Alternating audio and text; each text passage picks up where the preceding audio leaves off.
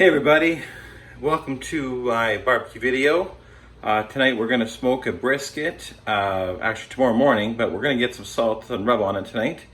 And my name is Dan Caswell. I like to make good barbecue, and I just want to show people that it doesn't have to be expensive, and you don't need fancy equipment to make good barbecue.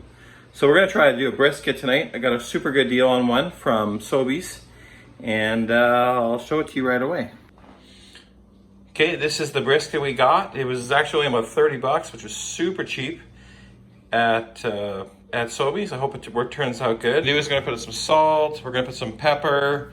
I like to use this roasted garlic and pepper. It's a kind of nice thing. Tumbleweed all-purpose rub, it's most for ribs, but I'll throw a bit of that in, and then I've ground out some red pepper flakes. If you don't have cayenne pepper, I always find that just grinding up some red pepper flakes is a good economical way to do things. And so we're gonna mix that rub together and put it on the meat. All right, so you can see we've got our brisket nice and rubbed up. We've got a black pepper, salt. We got put a little bit of oil in there just so it binds nice on both sides. You'll see that little bit of fat cap there. Now I did trim it before. Rob Heinehart from Prairie Smoke and Spice always recommends trimming your brisket, so I always follow his advice, and we'll see what goes on. Good morning. I'm getting my briquettes ready to go here. I actually really like to use the Weber briquettes. I get them at Home Depot. And if you're into barbecue and charcoal, you gotta get one of these chimneys. These Weber chimneys. It's basically an essential tool. I'm gonna let these briquettes, they'll get hot in about 15 minutes or so, and then I'll pour them into my Weber kettle. Okay, here we're gonna pour the coals into the... Okay, as you can see here, we've got the brisket on. I got these nice trays for the charcoal. We'll see if I put too much on. We don't want it super hot, but we got to get some heat in there, get this thing cooking. I'm guessing I'm going to probably be at about 275. Hotter than some people cook their brisket. We'll try that and go from there. And you can see here I got these hickory chips, and I'm gonna throw some of those on.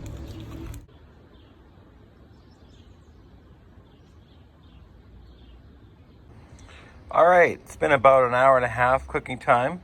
My temperature's about 225 on the internal temperature. I'm gonna open up the vents on my barbecue, get a little hotter, and let's get this one up to about 250, 275.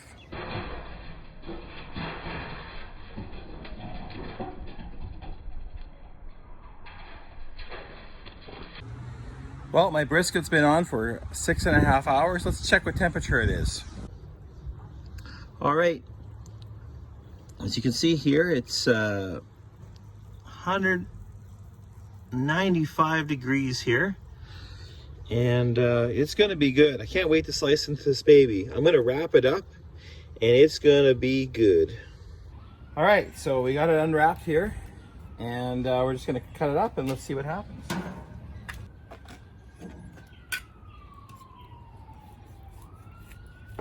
Oh, pretty good, pretty good.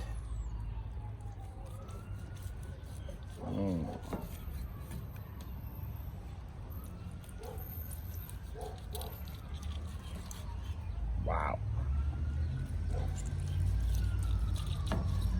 Man, that's looking real good. Not bad for inexpensive brisket and a bit of time. And that's what it's all about.